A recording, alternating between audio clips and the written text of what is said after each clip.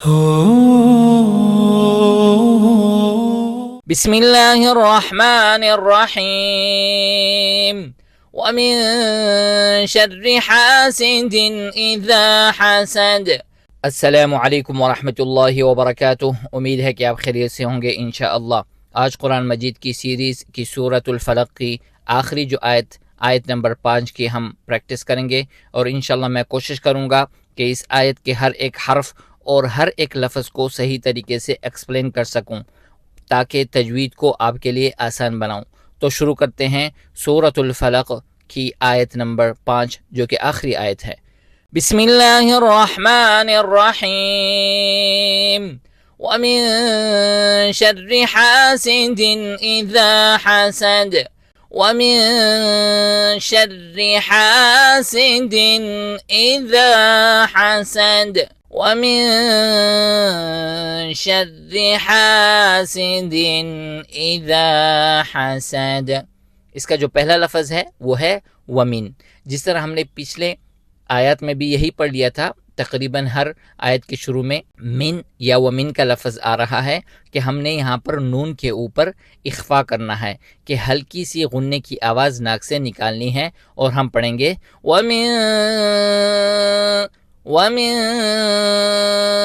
ومن اس کے بعد کا جو لفظ ہے وہ ہے شری۔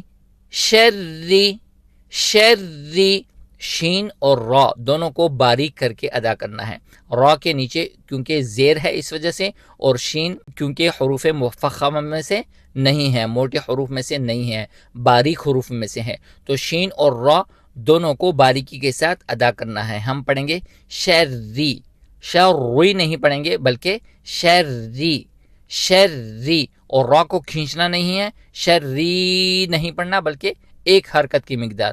ومن شر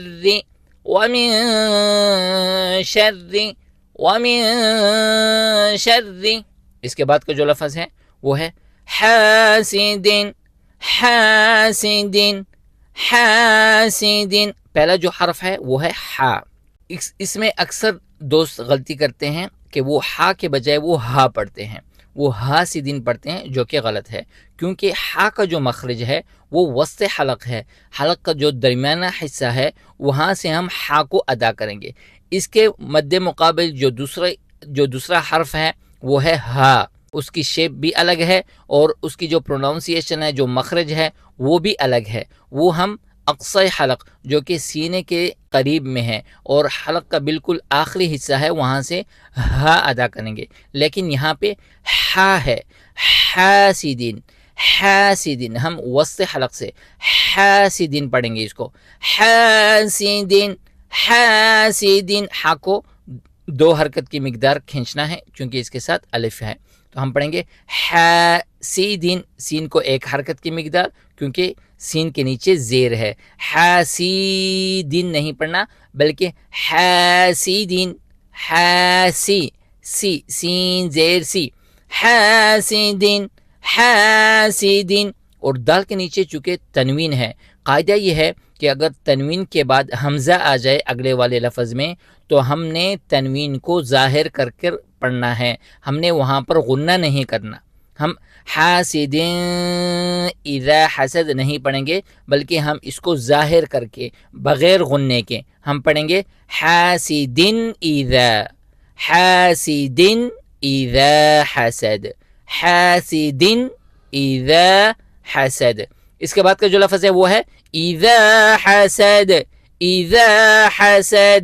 اذا حسد، حمزہ کو کھینچیں گے نہیں، اذا نہیں پڑھیں گے بلکہ 1 حرکت، اذا، اور ذال کو کھینچیں گے 2 حرکت کی مقدار کیونکہ ذال کے بعد الف ہے، حروف مدہ میں سے ہے۔ اور ایک بات یاد رکھ لیں کہ ذال کا جو مخرج ہے وہ سیم ثا کا مخرج ہے، زبان کی نوک کو سامنے کے جو اوپر کے 2 دانت ہے ان کے کناروں کے ساتھ لگانا ہے اور نرمی سے ادا کرنا ہے۔ ہم پڑھیں گے ایذا، زیڈ کی آواز نہیں نکالنی، ایذا حسد نہیں پڑھنا بلکہ ایذا نرمی کے ساتھ، ایذا حسد، آخری جو لفظ ہے وہ ہے حسد، ہا کو وسط حلق سے ادا کریں گے، جس طرح ہم نے پچھلے والے لفظ میں پڑھ لیا حاسدین پڑھیں گے ہا، تو یہاں پہ بھی حسد حسد.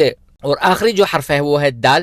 دال کے اوپر ہم نے قلقلہ کرنا ہے، جھٹکے کی آواز دینی ہے، اور ہم پڑھیں گے حسد حسد. د د اس کو بولتے ہیں قلقلہ، باؤنسنگ ساؤنڈ، جو ایکو ساؤنڈ جس کو بولتے ہیں، تھوڑا سا اس کو جھٹکا دینا ہے دال کو. اذا حسد اذا حسد. میں شروع سے پڑھ لیتا ہوں. وَمِن شَرِّ حَاسِدٍ إِذَا حَسَدَ وَمِن شَرِّ حَاسِدٍ إِذَا حَسَدَ وَمِن شَرِّ حَاسِدٍ إِذَا حَسَدَ. اگر آپ چاہتے ہیں کہ ہم قرآن کی مزید آیت کو اسی انداز میں حرف بحرف سیکھیں تو کمنٹس میں اپنی رائے ضرور دے سکتے ہیں.